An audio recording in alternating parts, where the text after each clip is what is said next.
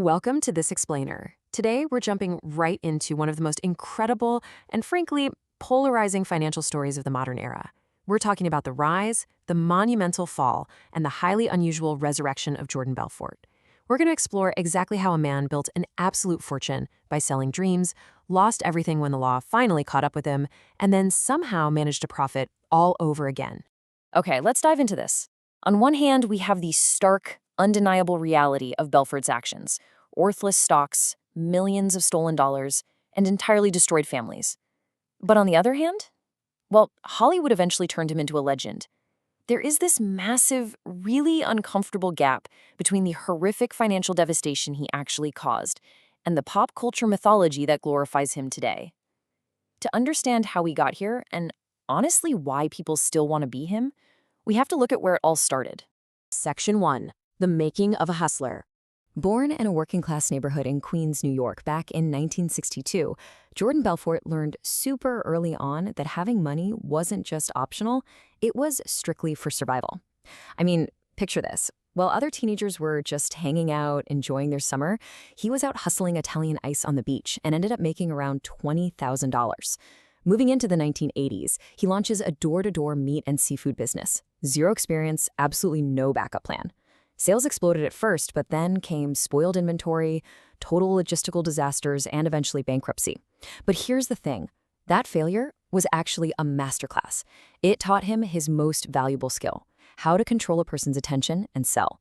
He took that exact skill straight to Wall Street, only to get fired right after the infamous Black Monday crash of 1987. But where everybody else saw a complete disaster, Belfort just saw opportunity. Section 2. The Stratton Oakmont Machine. Now, what's really interesting about this is that before he capitalized on the whole excess-driven culture of the 1980s, Belfort actually enrolled in dental school. On his very first day, the dean reportedly gives this stark warning to the class. He says, "If you're here to get rich, you're in the wrong profession." That single sentence literally triggered Belfort to walk out and quit almost immediately. He didn't want stability, he wanted wealth, and he wanted it incredibly fast. So when traditional jobs vanished, he pivoted straight into the Wild West of finance, unregulated penny stocks. So fast forward to 1989, he and his partner Danny Porish launch Stratton Oakmont. It sounds elite, right? Like some prestigious old money Wall Street firm. But the reality behind closed doors was pure, unadulterated chaos. They weren't recruiting Ivy League finance graduates. No way. They were bringing in bartenders, high school dropouts, and neighborhood hustlers. He specifically wanted hungry amateurs. He then trained these recruits in aggressive, high-pressure sales psychology. The absolute rule was to push harder, manufacture urgency, and never, ever let the customer think for too long. Section 3. Anatomy of a pump and dump. Let's move to and see how this builds, because this right here was the engine of his entire empire, the pump and dump scheme. And let's be clear, this wasn't about sophisticated financial modeling. It was pure psychological warfare. The brokers artificially hyped up penny stocks and initial public offerings to their clients, driving the price sky high. And then, here's the kicker, they sold off their own shares before the prices inevitably collapsed. Belfort weaponized human psychology. When he put his brokers on the phone, clients weren't actually buying stocks, They were buying the illusion of certainty that Belfort's aggressive scripts provided. Let's walk through these mechanics step by step to really demystify this crime and expose just how predatory it actually was. Step 1, they buy up dirt-cheap shares of tiny companies for themselves. Step 2, they hit the phones and create relentless hype and urgency. Step 3, they aggressively push their clients to buy in, which artificially inflates the stock's price. Step 4, they sell at the absolute peak, right before the inevitable collapse.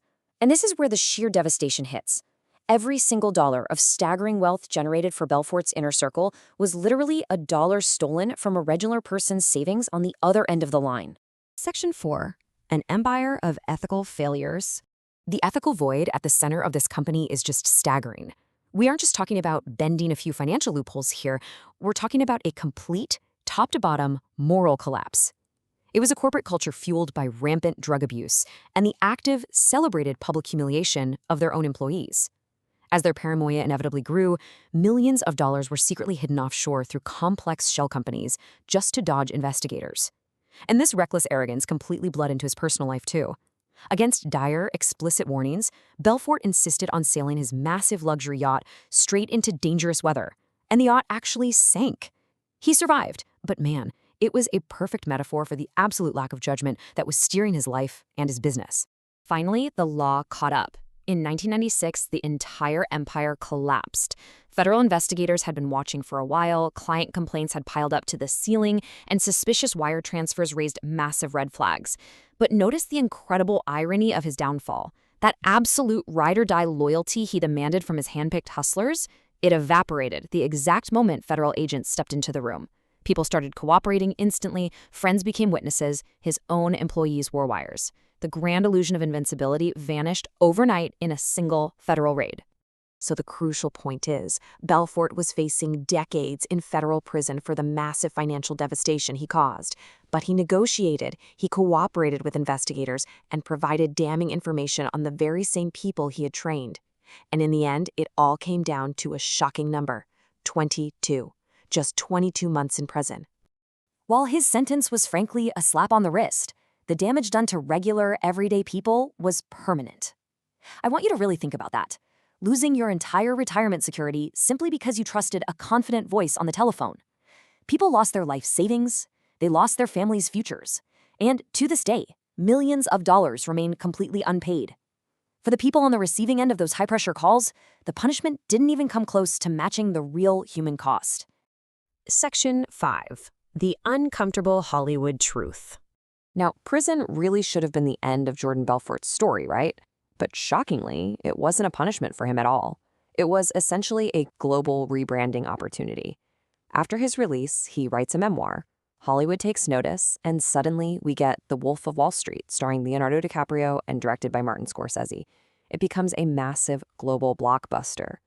It's fascinating and deeply, deeply ironic when you think about it. The very same man who was accused of selling lies to vulnerable people was now selling high-end entertainment to the masses. He became rich, he lost everything, and then became rich all over again, while his victims remained ruined. And the wild part? People absolutely loved the movie. And this brilliantly illustrates an incredibly uncomfortable question. Did Jordan Belfort fool America, or did America buy exactly what it wanted? His story keeps selling because, on some level, society doesn't just fear scammers. Sometimes we kind of admire them. We celebrate the wild excess while totally ignoring the ethical failures and the ruined lives left in their wake. It's a dangerous admiration for sure, and it is absolutely worth asking ourselves why we are so eager to buy into the illusion.